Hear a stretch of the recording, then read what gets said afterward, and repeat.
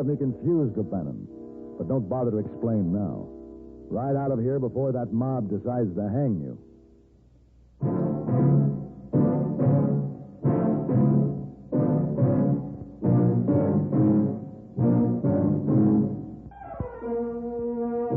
Have gun. Will travel. Starring Mr. John Daner as Paladin. San Francisco, 1875. The Carlton Hotel. Headquarters of a man called Paladin.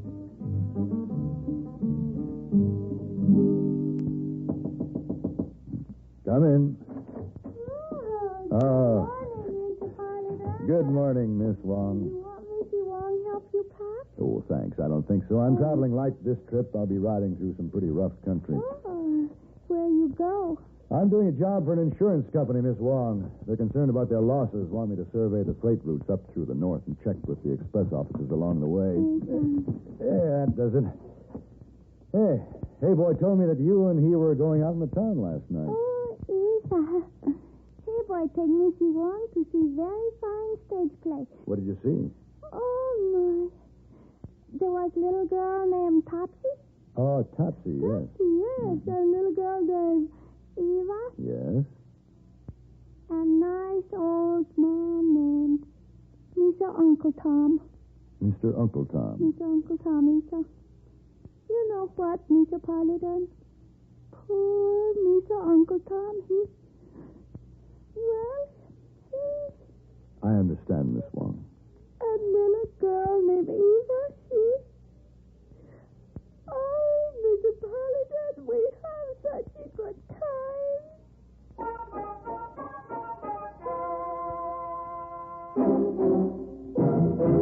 On the road between the town of Lexington, Massachusetts, and the Concord River Bridge are a number of stones and monuments that are a part of our American heritage. In the spring of 1775, the Minutemen of New England brought together a supply of stores and munitions in the small village of Concord. The Provincial Congress had voted for the stockpile for defense only, but British General Gage regarded the collected munitions and stores as potentially dangerous to King George's troops.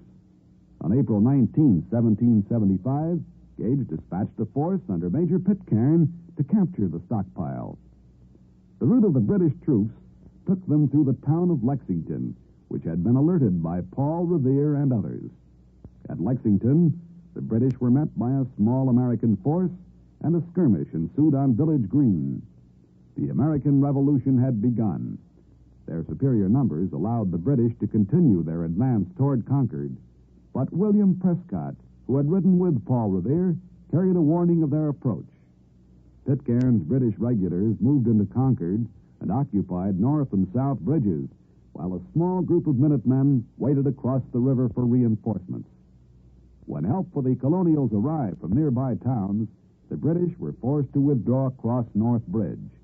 Here shots were exchanged, and the British were forced into a retreat.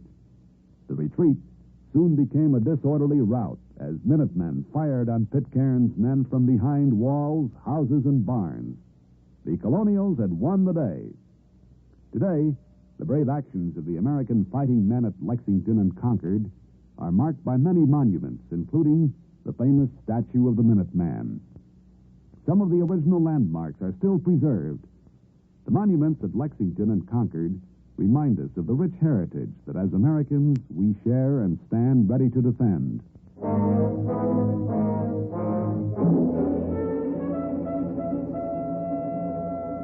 The towns along my route were scattered, and the distances were great. I had reached northern Nevada, and I was following a trail that wound its way over a rugged mountain pass. The trail had been chipped from a rocky cliff, which rose straight up on one side, and then took a sheer drop of several hundred feet on the other. When I reached the top and started down toward the Humboldt River Valley, I saw a man ahead of me. He was riding lazy, guiding his horse carefully, when suddenly, on a sharp turn, the animal seemed to spook, fold up, and in the next instant was jogging down the path with an empty saddle. Well, I couldn't travel any faster. I could only hope that when I reached the spot where the man had gone over the edge, I'd find him alive.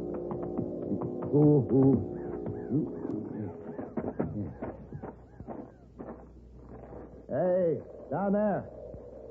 Can you hear me? Yes, man, and it's a fine sound to be sure. Are you all right? Oh, I'm fine. Until this bit of a tree stump I'm hanging to gives way. You got any kind of foothold down there? Some. I've got a rope up here. Hold on, I'll get it to you. Oh, that's fine, sir. Oh, now. Easy, boy.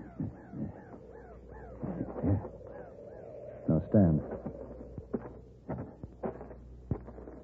All right. Here she goes. You got it? I got it. I tied around your waist. Yes, sir. Let me know when you're ready. I'll start hauling. Yes, I'm trying. Good. Ah, there. Huh. Ready now. All right. Here we go. Now hold it, man. What? What's the trouble? Why, would you give us a bit of slack on that rope, will you now? It's the present for Katie. What's that? Katie's present that fell out in my pocket. I can reach it if you give me a bit of slack.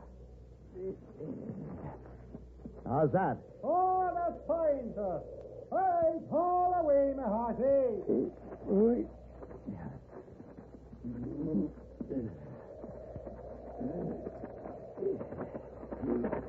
Oh, grateful.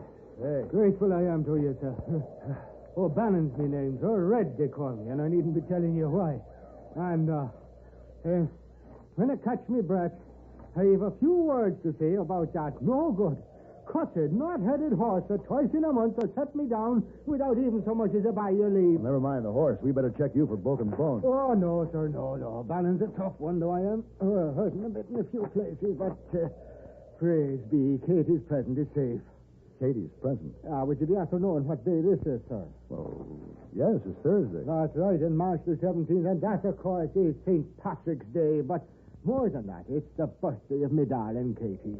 Your wife? Yes, sir. Like a man, I'm afraid I was after forgetting the occasion, until Katie, like a woman, dropped a hint here and there, so I had to saddle up and ride into town to buy her a gewgaw. Well, we better get started down the trail.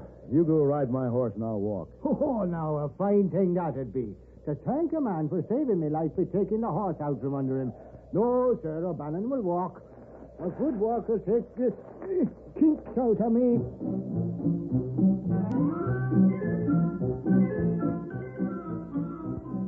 It was almost sundown before we reached the O'Bannon farmhouse. Katie was waiting at the gate. She was tiny and gay and very pretty. And she insisted that I stay to share the birthday celebration. Then it got so late, they both insisted that I stay the night. They were warm, friendly people. And when I left the next morning, it was with the promise to see them on my way back. My business took me on into Idaho, and it was nearly 2 months before I passed through Nevada again. The last stop on my route was the town of Toana, only 20 miles from the O'Bannon place. I checked into a hotel, then started for the Horseshoe Saloon. You ain't gonna get a drink in there, mister. Oh, why not? We're holding a trial in there today. Trial? Gonna start as soon as the judge gets here. Once it starts, won't last long. Open and shut case. Yeah, I just kept watching. I knew I'd see the fella again someday. Who's that? Fella on trial. Robbed my stage, killed my shotgun rider. I got a good look at him. I knew I'd spot him again, and I did. Over in Lander County. Sheriff brought him in. You gonna visit the trial? No, I have business at the freight office. Just thought I'd have a drink first. We'll fix him. Dirty killer. A fella named O'Bannon. O'Bannon? Know him? Well, I'm acquainted with an O'Bannon up this way, but I'm sure it isn't the same one. Well, we're gonna fix him. Quick and good.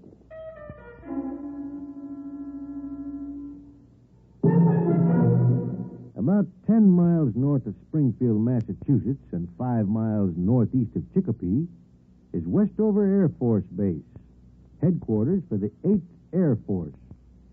The field was named after Oscar Westover, who was Chief of the Air Corps from 1935 until his death in 1938. Westover was born in Bay City, Michigan, July 1883. He entered the Army as a private in 1901 and graduated from West Point in 1906. During the infancy of flight, Westover became interested in the Air Service and worked in the office of Director of Air Service in 1918. In 1922, he became the director of aircraft production for the Army. Then in 1928, Westover was offered a post as assistant to the chief of the Air Corps. He held this assignment until 1935, when he was commissioned a major general and moved up the ladder to Air Corps chief. About this time, there was much discussion concerning the value of air power. Like other top Air Corps officers, General Westover pointed out the need for a stronger Air Force. Together with General Andrews, he advocated a policy whereby the Air Corps could have more fighting power and become a more independent unit. Unfortunately, in 1938, Westover was killed in a plane crash before his recommendations were placed in effect. Despite his untimely death, Westover holds an important place in the growth of American air power. Men like General Westover serve as a reminder that those who today wear the Air Force uniform also play a most important part in the progress of air power, the instrument which is so vital for the preservation of our American way of life.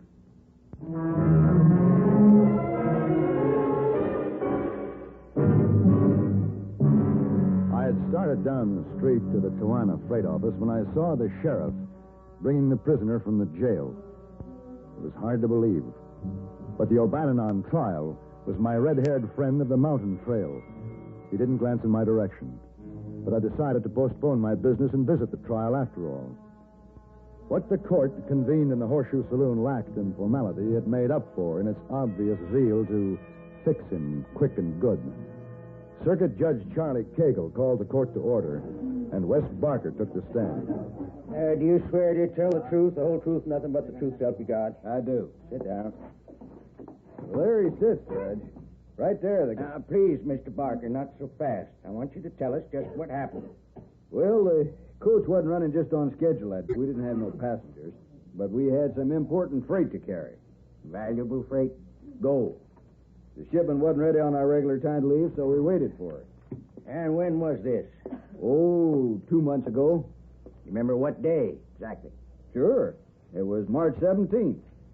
We just got a ways out of town, about sundown it was, when this man right here, he busts out in the road and flags us down and yells, "This is a holdup." He got a gun right in my face. Now, Joe Pinelli rode shotgun with me for 6 years. He knew when to throw down on a holdup man, when not to. Joe didn't throw down on this fella, but he plugged him anyway. Got a shot off at me, too, but he just nicked me. He took the gold? What he could carry. And I got a good look at him. And last month, when I seen him over in Lander County, I recognized him and told the sheriff. That's him sitting right there. Mm-hmm. Yeah, I guess that'll be all, Mr. Parker. Judge Cagle, Your Honor. Yes. Say, don't I know you? I think so. My name is Paladin. Sure. Now, what can I do for you, Mr. Paladin? I'd like to be sworn in, Your Honor. A man's life is at stake here, and I just don't understand it. There's something terribly wrong.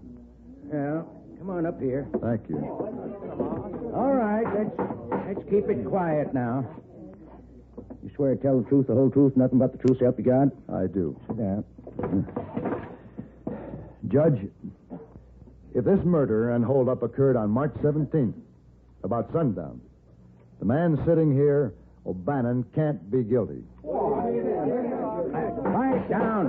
Let's keep order. Why do you say that? Because I was with O'Bannon on March 17th, at that time. And he was over 40 miles from here. Let's have order, please. Well, now, you better tell us the whole story. Start from the beginning, Mr. Paladin.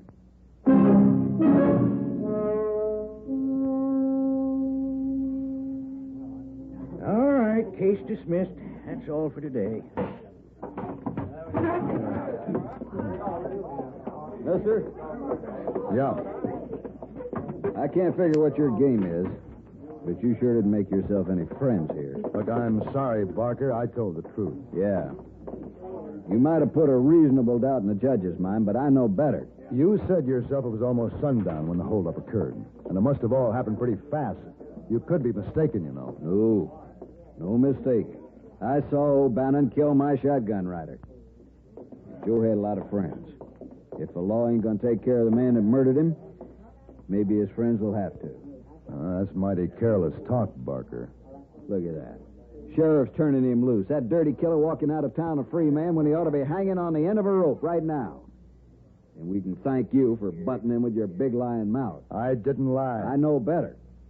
Now, like I say, I don't know what your game is, but it ain't over yet. Here comes your friend. He ain't seen the last of this. You can tell him. Hey, O'Bannon. Oh, hello, friend. O'Bannon, you better get out of here. Well, thanks. And what do I owe you? What do you mean? Well, one good turn deserves another. What can I do for you? What do you want? Well, I don't want anything. I had to tell the truth. Truth? Mister, you never saw me before in your life, and you know it. Listen, if it's some sort of a joke, I don't appreciate it, and I'm afraid this is no time for questions and answers. These people watching us, they're in an ugly mood. They don't waste any love on me, do they? They're dangerous.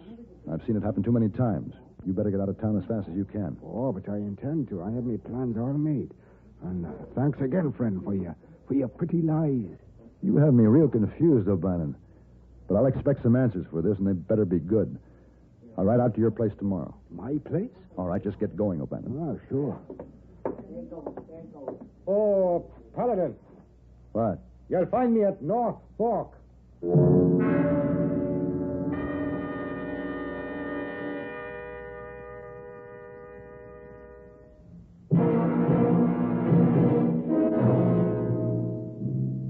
I watched O'Bannon walk away, trying in my mind to make some kind of sense out of the whole thing. His last remark was easily heard by the people left in the courtroom, and with the mood that crowd was in, he might just as well have been sending out invitations to his own lynching. There was no question about it. If he really intended to show up in North Fork, he'd have a lot of angry men waiting for him. As soon as I had finished my business the next day, I headed out of town in the direction of the O'Bannon farmhouse. I wanted to see Katie. As I rode up to the house, I noticed a winded, lathered horse ground-tied in the front yard. Ooh.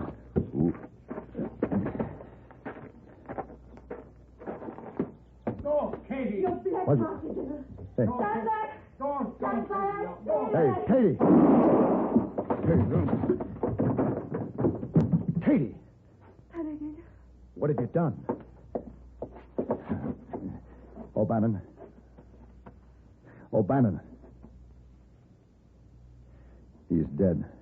God have mercy on me. Give me the gun. It had to be done. I don't understand this, Katie. Your own husband. No, not my husband, not Red. It is Liam O'Bannon lies there. Liam. Born of the same mother within the same hour. And on the outside, as alike as two peas in a pod, my man and Liam. But inside, one is black and one is white. Oh, wait a minute, Katie. You mean this man is your husband's twin brother? Yes. But my O'Bannon is the daylight. And this one, the dark, possessed of the evil ones he was. I knew it then, when the two came courting and it was Red I chose to marry. What was Liam doing here? It was after forcing me to leave this place with him. With wicked words of how he'd sent my O'Bannon riding off to his death. Off to it. Katie, where's Red? Gone to answer the call of Liam, as he always has, should Liam so much as crook his little finger. One of Liam's rogues that traveled with him came early this morning with a message. What was the message? That Red should ride to North Fork. North Fork? And wait until Liam should meet him there. But Liam came here instead to take me off with him. Katie, it just might be that Red is riding to his death. How long ago did he start? Oh, some time now. I'll have to go after him. Katie, will you get me a blanket? Oh, yes. I'm afraid Liam must ride with me.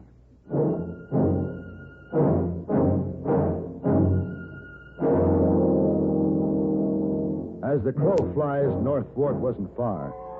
But the trail over the mountain was narrow and winding, and travel was slow. With the head start Red had, it was a chancy thing whether I could reach there in time to save him from the trap he was riding into. It was late in the day when I saw the little town just ahead. All right, mister, that's far enough. Barker, Drop your gun. I've got something to tell you. We had to listen to you once before. We're done listening now. Drop the gun. Mister, we ain't going to take any interference this time. I told you it's up to us now to take care of the man who killed our friend Joe Pinelli. We're waiting for him. You mean he hasn't shown up yet? No, but we'll get him. Well, you won't have to wait any longer. The man you want is riding my second horse, wrapped in that blanket. What are you talking about? See for yourself.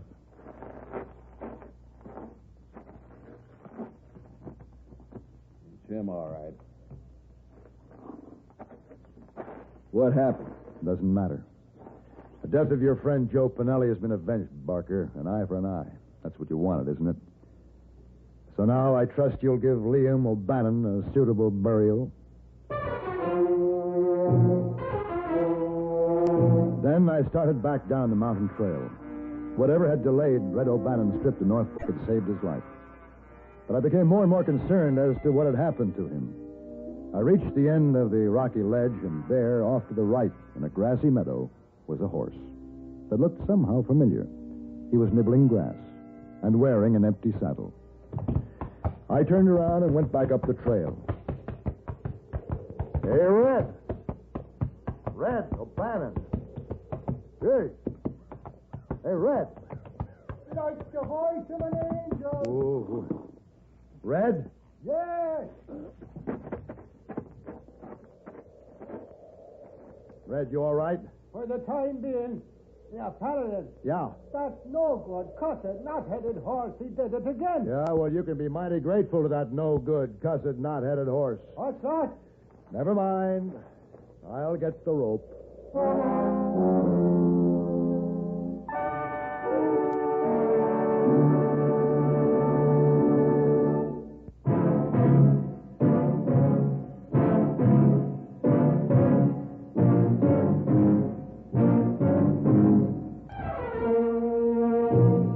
Gun Will Travel.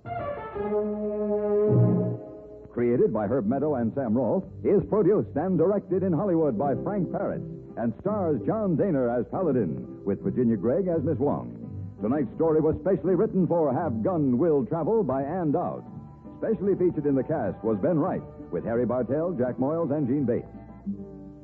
This is Hugh Douglas inviting you to join us again next week when CBS Radio presents Have Gun Will Travel.